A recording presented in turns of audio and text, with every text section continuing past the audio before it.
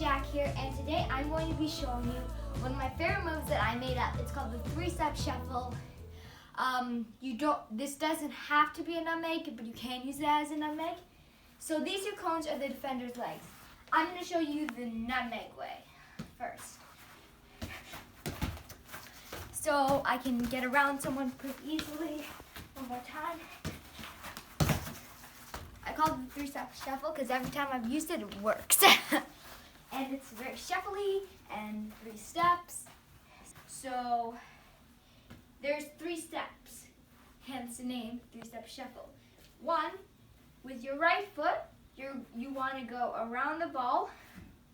So that's 1. So it's like a scissor. But before your right foot hits the ground, you want to use your left foot like a hawk to hit it to your right foot, and then with your right foot you're going to hit it between their legs, so like this.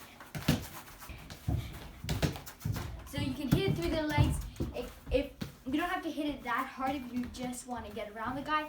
It can be a pass if you hit it with your right foot strong enough, or if you're a lefty, it's the exact same thing, just opposite.